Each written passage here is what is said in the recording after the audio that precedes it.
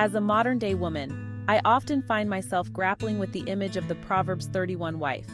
She's depicted as a paragon of virtue, embodying qualities that seem at times almost superhuman.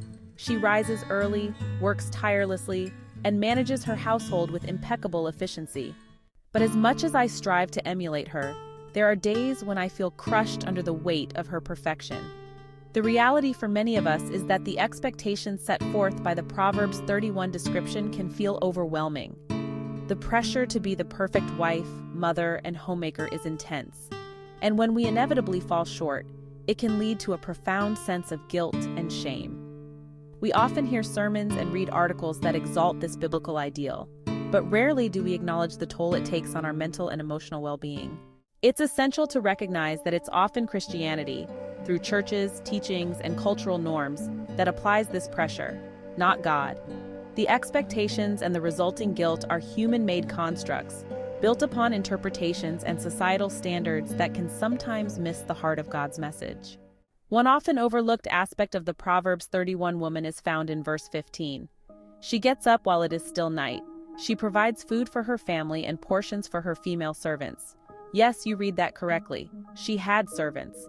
This is a crucial detail that is frequently glossed over. Imagine what we could achieve if we had a team of maids to help us with our daily tasks.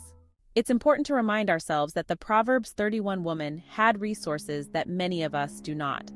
Holding ourselves to her standard without acknowledging this fact is not only unfair, but also unrealistic.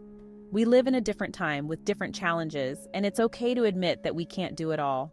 To my fellow wives and mothers, I want to tell you this: you are doing just fine. God created you as you are, with your unique strengths and weaknesses, and He loves you for it.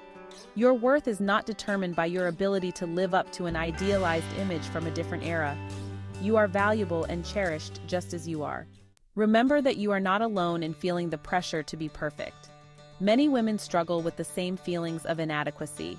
It's crucial to support each other and to remind one another that our value is not defined by our ability to be the perfect Proverbs 31 wife. We are each a work in progress, and that is perfectly okay. In the end, God sees our hearts and our efforts. He knows the love and care we pour into our families, even if it doesn't always look like the picture-perfect image we see in Proverbs 31. So, let go of the guilt and shame.